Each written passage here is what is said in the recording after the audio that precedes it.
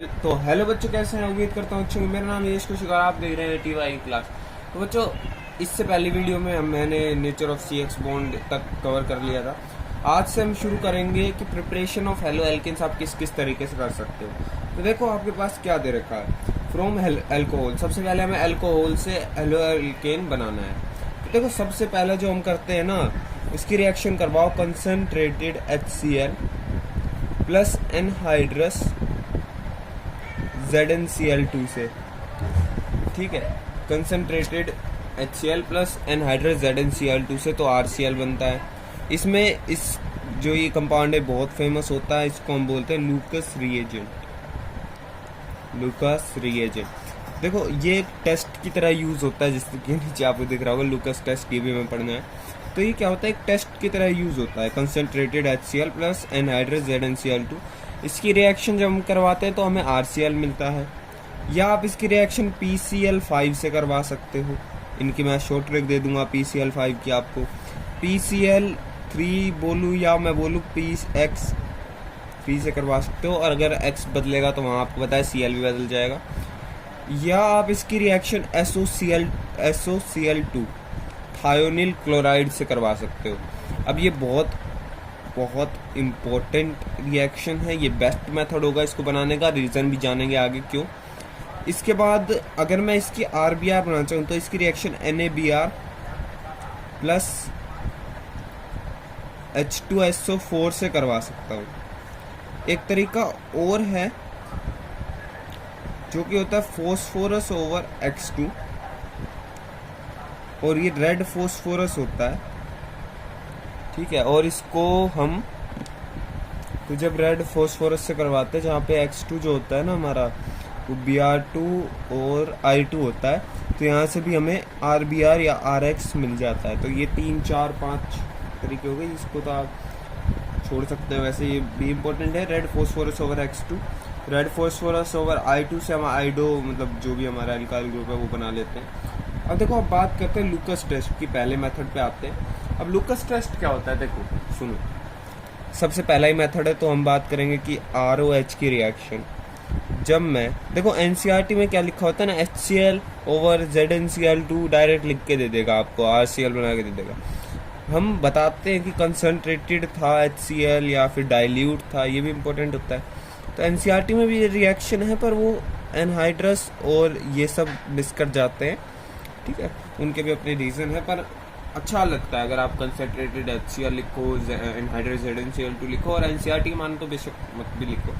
ठीक है, पर हम लिखेंगे। तो क्या होता है कि RCl बनता है प्लस वाटर बन जाता है।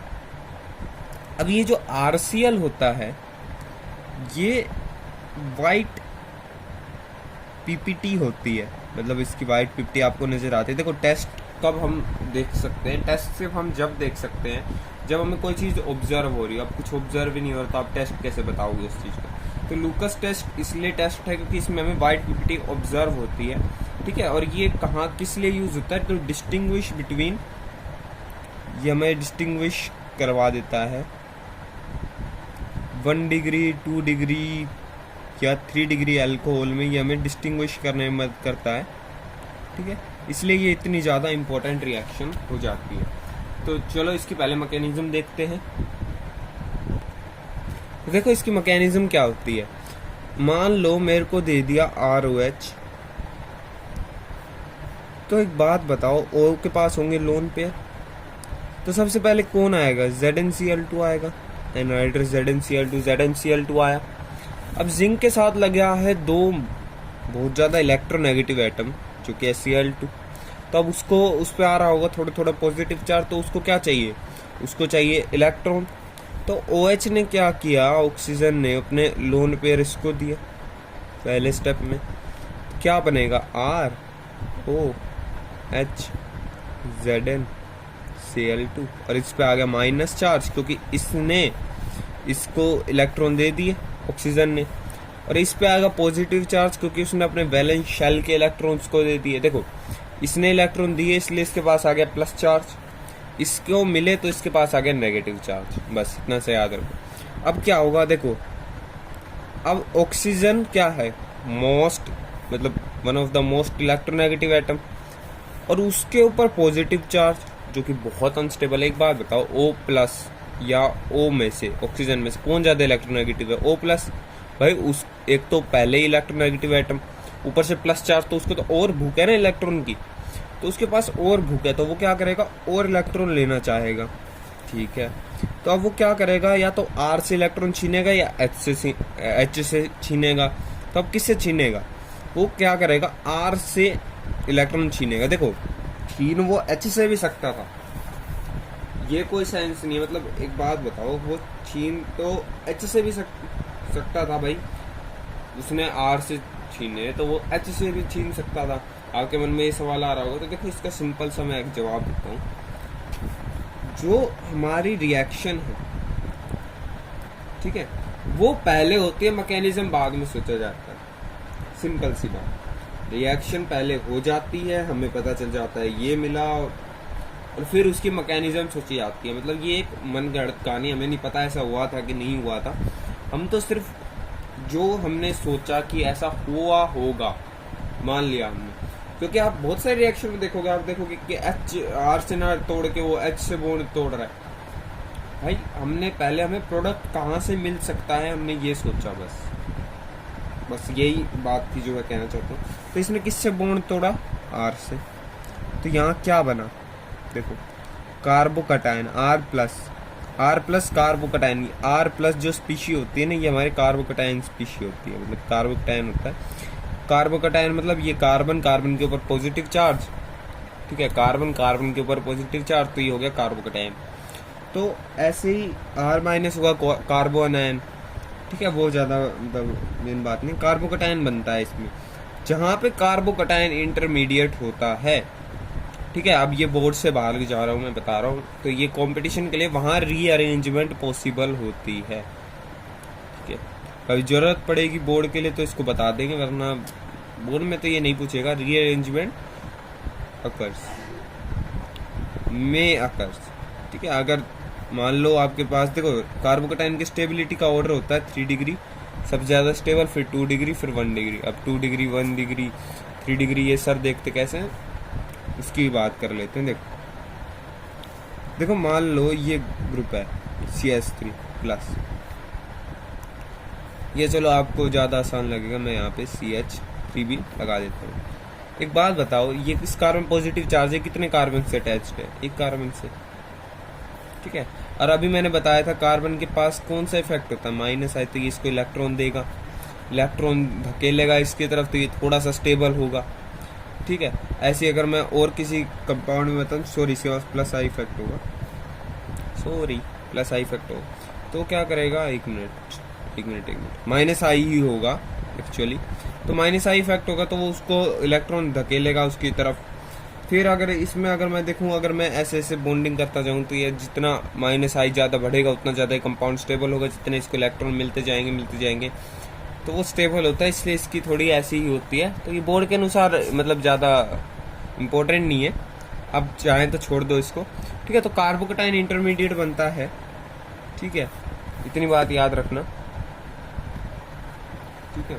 वैसे इसकी है ना एक और बात मैं बताऊँ ना, तो एक्चुअली में इसकी प्लस आई इफेक्ट या plus I minus I effect वगैरह स्टेबिलिटी ना देखकर, जो जनरली आपकी कार्बोकटायन की स्टेबिलिटी देखी जाती है ना, वो देखी जाती है अल्फा कार्बन से, मतलब अल्फा हाइड्रोजन कितने हैं, ठीक है। हाइपर कॉन्जुगेशन कहना चाहिए मेरे को, हाइपर कॉन्जुगेशन से देखी जाती है। तो वो उतना पढ़ने का भी आपके पास समय भी नहीं है, और आपको मैं कहूँगा कि आप हाइपर कॉन्जुगेशन वगैरह अभी ना पढ़े। वैसे मैं आपको बता दूं कि ये होते हैं नो बॉन्ड रेजोनेटिंग स्ट्रक्चर, ठीक है, ये सब अलग बातें हैं।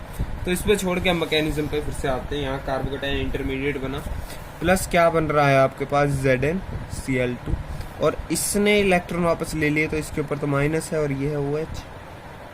अब क्या है, देखो आपने सिर्फ ZnCl2 तो लिया नहीं था रिएक्शन में, HCl भी था, तो HCl में से Cl माइनस जाएगा इस कार्बोकटायन के पास और बनेगा RCl, और ZnCl2 यहाँ पे आएगा H प्लस।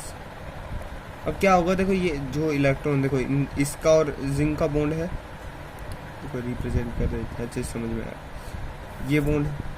अब अगर इसको वाटर बनाना है, तो वाटर कैसे होता है, H प्लस और OH माइनस, वाटर क्या होता है, H+ और OH-, ये वाटर होता है हमारा।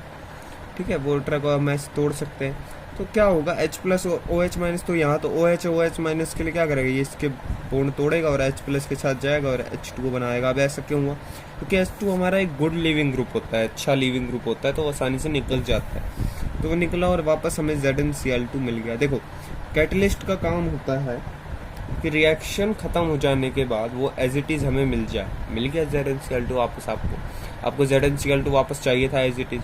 वो रिएक्शन में पार्टिसिपेट नहीं करता, ऐसा कहा जाता है, मतलब कर भी ले तो मतलब वो लास्ट में रिएक्शन में हमें मिल जाता है। पार्टिसिपेट मतलब वो रिएक्शन में हम कहते हैं, ओवरऑल रिएक्शन में वो पार्टिसिपेट नहीं करता। देखो जैसे ZnCl2 हमने यूज़ किया था शुरुआत में, वो निकल भी गया। ठीक है, और आपका RCl बन गया, ये बना था प्रोडक्ट में, एक वाटर बना था प्रोडक्ट में, वो भी बन गया। तो ठीक है, और ZnCl2 का काम भी पूरा हो गया। अब देखो इसमें इंपॉर्टेंट पॉइंट क्या क्या आते हैं। तो सबसे पहले तो आती है स्टीरियो केमिस्ट्री क्योंकि आपका जो इंटरमीडिएट बना वो कार्बोकटायन, और कार्बोकटायन एक प्लेनर स्पीशी होती है, मतलब वो एक प्लेन में होती है। जैसे देखो मान लो ये कार्बन है, इस पे है पॉजिटिव चार्ज, एक ये एक प्लेन में है ऐसे,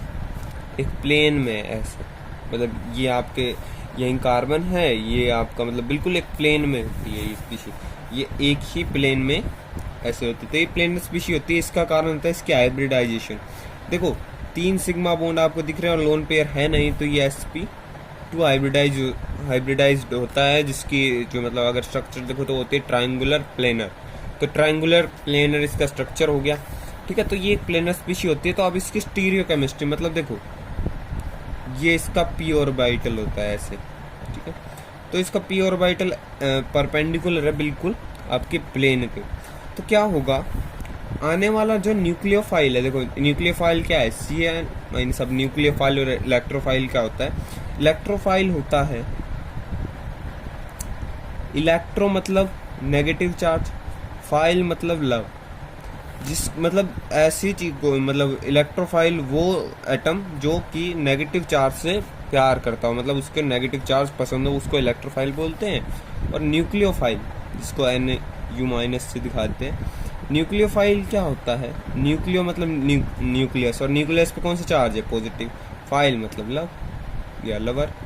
तो मतलब जिसको नेगेटिव चार्ज पसंद हो वो इलेक्ट्रोफाइल, जिसको पॉजिटिव चार्ज पसंद हो वो न्यूक्लियोफाइल। तो जो आने वाला न्यूक्लियोफाइल है ये ऊपर से भी अटैक कर सकता है और नीचे से भी। अगर मैं साफ शब्दों में कहूँ तो इन्वर्जन भी हो सकता है और रिटेंशन भी हो सकता है। तो क्या हो सकता है, इन्वर्जन भी हो सकता है और रिटेंशन भी हो सकता है। अब इसकी बात करो तो जो ये मैकेनिज्म आपकी आए, देखो इसमें कार्बोकटायन बना, तो मैकेनिज्म कौन सी है, SN1। कौन सी मैकेनिज्म है, SN1। ठीक है, अब इसमें इन्वर्जन और रिटेंशन होता है, तो इसमें रेसमिक मिक्सचर बनता है, ये भी आप नोट कर सकते हो। देखो स्टीरियो केमिस्ट्री बोर्ड के लिए इम्पोर्टेंट इतनी नहीं है, मतलब आपको पता होना चाहिए छोटी मोटी बातें, ये थोड़ी बातें आपको पता होनी चाहिए कि रेशमिक मिक्सचर बनता है, इन्वर्जन होती है, रिटेंशन होती है, ज़्यादा आपसे कोई नहीं पूछता बोर्ड में। ठीक है, दूसरा इसका रेट। अब रेट क्या होता है कि ये रिएक्शन SN1 है, मतलब कि न्यूक्लियोफिलिक सब्स्टिट्यूशन यूनिमोलिकुलर, मतलब इसके RDS में एक ही जो है एटम प्रेजेंट है। अब इतनी बात नहीं करते कि 11th की बात है। तो होता क्या है, देखो जो रेट है ना, क्योंकि ये SN1 है तो rate is directly proportional to stability of carbocation. तो कार्बोकटायन की स्टेबिलिटी पे डायरेक्टली प्रोपोर्शनल होता है। अब ये कैसे हुआ सर, अच्छे से बताओ। देखो सुन, रेट इज मतलब देखो कार्बोकटायन जितना स्टेबल बनेगा उतनी रेट फास्ट होगी। मतलब देखो जब आपका रिएक्टेंट से प्रोडक्ट बनता है, ठीक है, रिएक्टेंट से प्रोडक्ट बनता है, देखो अगर प्रोडक्ट स्टेबल ही नहीं है, मतलब ये तो खैर इंटरमीडिएट होता है कार्बोकटायन, पर एक जनरली बात बोल रहा हूँ मैं, मतलब कार्बोकटायन इंटरमीडिएट है। ठीक है, इस रिएक्शन का इंटरमीडिएट क्या है, कार्बोकटायन, सिंपल। अब देखो जनरली मैं एक बात बोल रहा हूँ कि अगर रिएक्टेंट से प्रोडक्ट बनता है और प्रोडक्ट आपका स्टेबल ही नहीं है तो बनना ही नहीं चाहेगा, तो एक जनरल बात हो गई। अब इसमें जो हमारा इंटरमीडिएट है वो है हमारा कार्बोकटायन। तो कार्बोकटायन जितना कार्बोकटायन स्टेबल होगा उतनी ज़्यादा ये रिएक्शन तेज होगी। तो कार्बन कैटायन की स्टेबिलिटी का ऑर्डर क्या है, 3 डिग्री सबसे मतलब स्टेबल, फिर 2, फिर 1, और तो यही इसका रेट का ऑर्डर भी होता है। ठीक है, अब सारी बातें करने के बाद अब आते हैं लूकस टेस्ट पे। लूकस टेस्ट क्या होता है? लूकस टेस्ट मैंने आपको बताया था कि यूज़ होता है तो distinguish between 1 degree, 2 degree, 3 degree alcohol. ठीक है, तीनों में आपको डिस्टिंग्विश करने में काम आता है। मतलब आपको एक लैब है, उसमें दे दिया 1 डिग्री, 2 डिग्री, 3 डिग्री अल्कोहल, खैर IPSC में नाम में देगा। जैसे आपको दे दिया प्रोपेन-2-ओल और आपको दे दिया मिथेनॉल, पूछ लिया इनमें से बताओ कौन सा हमारा मतलब कि इनमें से कौन सा है, आपको 1 डिग्री अल्कोहल से और 2 डिग्री अल्कोहल, ये सब आपको देखना पड़ेगा वहाँ पे। तो आपको क्या होगा, देखो 3 डिग्री अल्कोहल की अगर मैं लूकस रिएजेंट से रिएक्शन करवाऊँ, देखो मैंने आपको पहले बताया था कि RCl एक वाइट PPT होती है। ठीक है, तो क्या होता है 3 डिग्री के केस में RCl जो वाइट PPT होती है वो इमिडिएटली ऑब्जर्व हो जाती है। मतलब आपको जैसे आपने रिएक्टेंट डाला, आपको दिख गई कि आपकी वाइट PPT आ गई, मतलब रिएक्शन तुरंत होती है immediately. In the case of 2 degree reaction जो आपको वाइट PPT मिलेगी वो 5 से 10 मिनट बाद मिलेगी। ठीक है, और 5 से 10 मिनट मिलती है। और 1 डिग्री अल्कोहल में रिएक्शन ही नहीं होती, no white PPT at room temperature. Room temperature पे कोई PPT नहीं होती। हाँ, हीट करें तो शायद मिल सकती है, या ऐसे भी बोला जाता है कि no white PPT observe at infinite, after infinite time के बाद आपको वाइट PPT ऑब्जर्व हुई। या फिर देखो इसको ऐसे भी समझो, देखो अब जैसे मैंने क्वेश्चन दिया था, अब क्वेश्चन में आपसे क्या पूछ सकता है, देखो 3 डिग्री में अब क्या हुआ, तुरंत मिल गई वाइट PPT। 2 डिग्री में 5 से 10 मिनट बाद मिली, 1 डिग्री में मिली ही नहीं। तो क्या होता है ना, इसी को ऐसे आपसे पूछ लिया जाता है पेपर में पूछ लेगा, बता डिस्टिंग्विश बिटवीन प्रोपेन-2-ओल एंड मिथेनॉल। तो आप क्या लिख के आओगे, आप ये थोड़ी ना लिख के आओगे। देखो प्रोपेन-2-ओल क्या होता है, आइसोप्रोपाइल अल्कोहल भी बोल देते हैं। प्रोपेन-2-ओल मतलब CH3 CH2 CH3 CH CH2 और CH3 और वहाँ पे CH वाले में OH लगा हुआ है। तो क्या होगा, वो होगा आपका 2 डिग्री।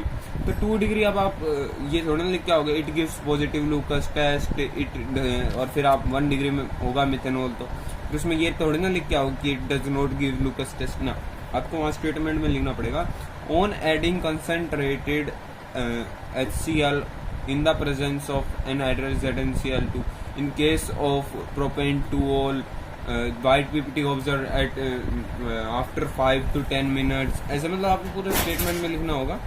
और उसमें मिथेनॉल में भी आपको ऐसे लिखना पड़ेगा कि क्या नाम है, आपको मतलब रूम टेम्परेचर पे कोई वाइट PPT ऑब्जर्व नहीं है। ठीक है, तो लूकस टेस्ट में इतना ही करते हैं। उसके बाद हम बाकी प्रिपरेशन ऑफ मेथड्स देखते हैं, जैसे PCl5 से PCl3 से SOCl2 से NaBr, ठीक है, प्लस H2SO4, ये तो सिंपल सा है। और फिर हम रेड फॉस्फोरस वाले आपको रिएक्शन बताएगी।